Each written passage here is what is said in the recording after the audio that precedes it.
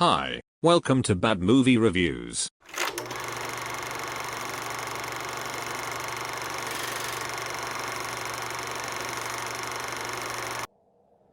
Specialist. Lucy.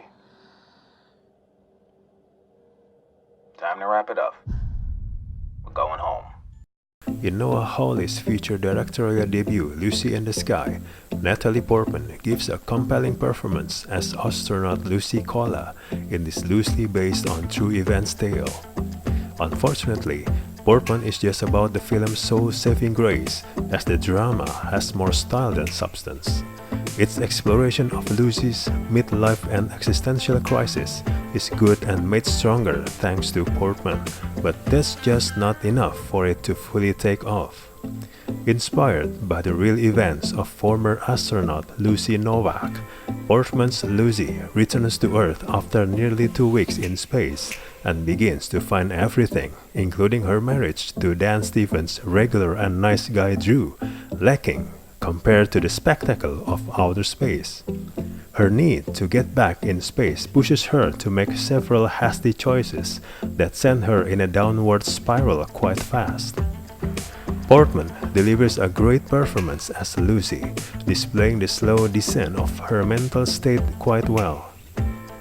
She increasingly gets more fidgety and high-strung as the film goes on, and Portman makes it believable. From her thick Texan accent to her composure, Portman puts a lot of work into her role and allows Lucy to be at times sympathetic and something of an anti-protagonist as she continues further down the moral slide. She's not exactly a complex character, but Portman still gives enough gravitas to make her performance memorable.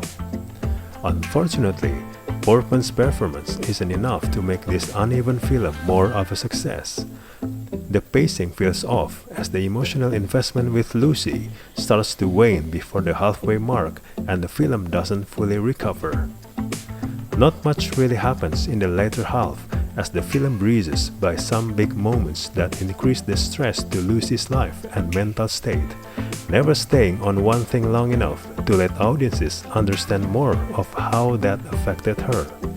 It doesn't really pick up again until the film's third act, as Lucy takes the 1,000-mile drive to reenact the true events the film has built towards, allowing Portman to further showcase her range.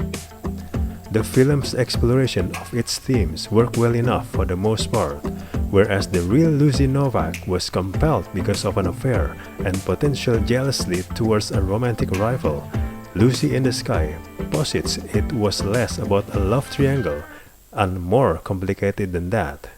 From her need to experience space again, to workplace sexism to her existential crisis, there are several factors that play into Lucy's development.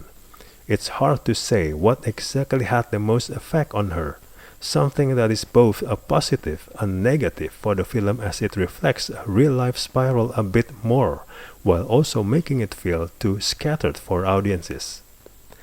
Hawley makes his debut quite an artsy one. The film showcases a lot of style in its cinematography, as it switches aspect ratios throughout the film as the image either grows or shrinks on the screen at a gradual pace. It's rather distracting though when it happens and is never clear why. Sometimes it's to emphasize Lucy's awe of space or her growing feelings of isolation. Other times it is much less clearer than that. The same can be said for some of the film's on-the-nose metaphors, such as a caterpillar undergoing metamorphosis or the number of times Lucy floats upwards. It's ultimately more style than substance. Portman's performance in Hawley's debut film is its strongest aspect, but that isn't enough. The story feels jumbled, the supporting cast is underused, and the film's visuals are more distracting than anything. Hawley's direction is not bad, but just not focused enough as he tries to do too many things at once. Lucy in the Sky is somewhat interesting, but that interest doesn't hold for very long. CDR is go, Polaris is go. We are all green.